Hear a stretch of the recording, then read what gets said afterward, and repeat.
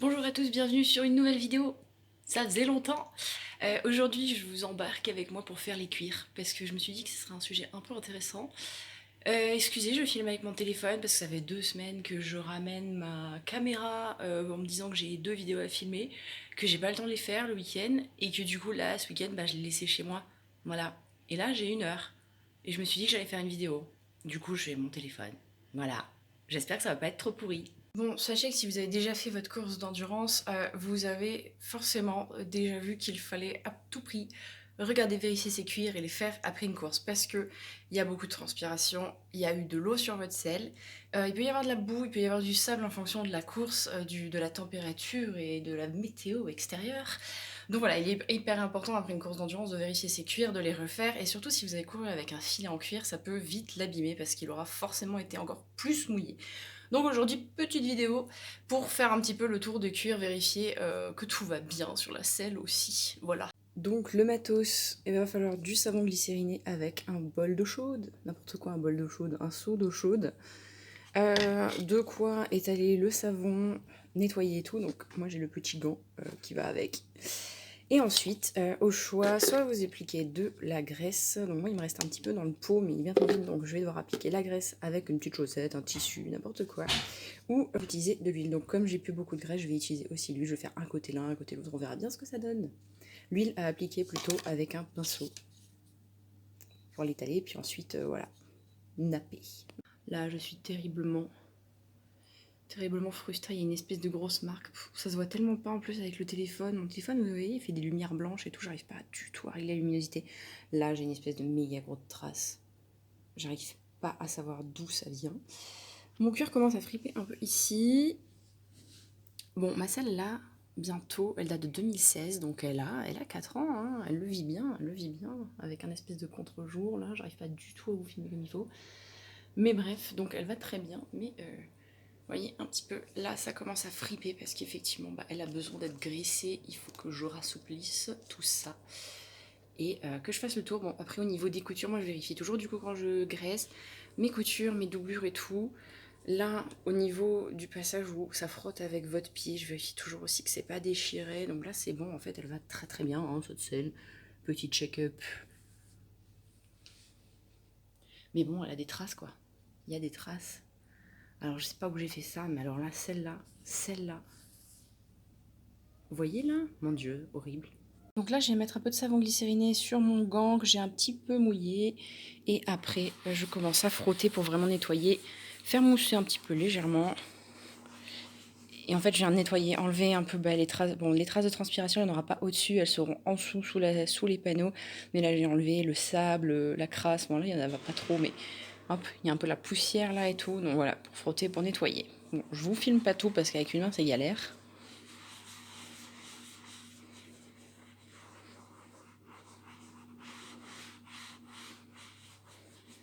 Vous voyez donc la crasse imprégnée sur les étriers. Donc ça c'est de la terre, c'est le frottement à la fois de mes mollets, des chaussettes, de tout. Je pense que c'est les étrières qui sont toujours le plus sales à chaque fois. Mais n'importe quoi, elle dit étrivière, les sanglons, oh là là, le réveil. Hop, version frottée, nettoyée, ça va beaucoup mieux déjà. On va passer à l'arrière, nettoyage arrière. Alors du coup, je m'enlève du porte-selle parce qu'il est beaucoup trop fin et je la mets à l'envers sur la selle western qui est parfaitement adaptée à ça pour pouvoir la nettoyer. Donc pareil là, des petites traces. Alors les traces noires du coup c'est plutôt des traces d'usure. Ça frotte et ça doit être, ma foi, qu'est-ce que c'est? Dans l'autre sens je vous aurais dit que c'était le frottement des chaps mais là je sais pas. Donc là sur les panneaux, alors il y a ça la petite trace là. Putain, je sais pas si on voit. La petite trace de comme une lanière en fait, c'est la lanière de mon cavale. Et donc du coup, elle s'imprègne un petit peu là, donc il faut que je nettoie. Et là, oh, belle trace de crasse. Hein. Donc ça, c'est de l'eau. C'est de l'eau sale, c'est de la transpiration qui a fait une espèce de trace là. Alors là, je sais pas si on voit. Ah si, on voit vachement bien. Je pense que vous voyez le blanc, c'est les traces de transpiration qui restent. Donc du coup, voilà, c'est légèrement nécessaire là, à cette étape-là. Pensez à bien passer entre les panneaux et les quartiers pour enlever les poils et la poussière qui ont pu s'accumuler dessous. Donc on écarte légèrement là pour pouvoir passer entre les deux et pouvoir enlever tout.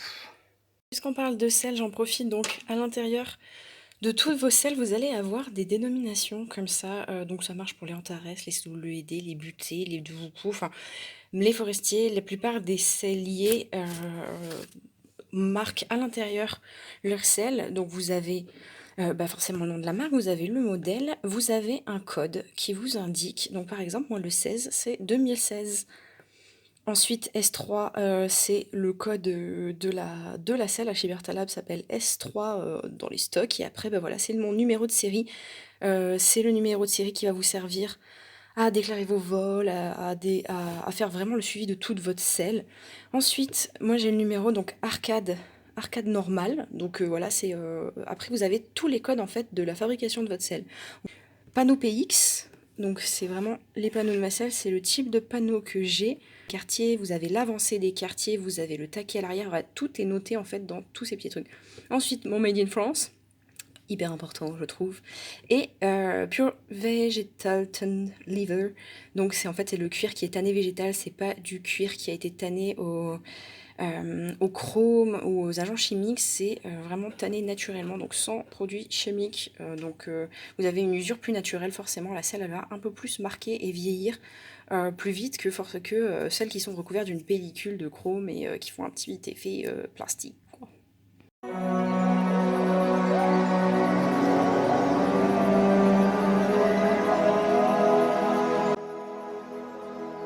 Bon, j'imagine quand même que tout le monde sait comment on graisse les cuirs. Donc voilà, là j'utilise une chaussette pour prendre la graisse et l'étaler généreusement sur la selle. Essayer de vraiment nourrir les recoins qui sont les plus secs et l'ensemble du cuir. On pense bien à soulever tous les éléments, faire en dessous des couteaux, faire en dessous de la boucle, la soulever. Voilà, pour ne pas oublier des endroits pareils entre les panneaux et les quartiers. Ça y est, j'ai fini de graisser, j'ai laissé sécher. Donc finalement j'ai utilisé que la graisse parce que comme ça me permettait de finir le pot et j'ai pas eu à utiliser l'huile. Je le ferai peut-être une prochaine fois. L'huile, je pense que ça reste plus longtemps en surface, enfin c'est plus longtemps imprimé que la graisse, j'ai l'impression. Et du coup voilà, là elle est sèche. Je pense que je repasserai un petit coup parce que j'ai laissé des traces. C'est pas terrible. Ouais. Ou alors c'est parce que c'est pas encore sec. Mais voilà, petit coup de graisse, ça se voit quand même, hein, c'est carrément plus propre et beaucoup plus luisant.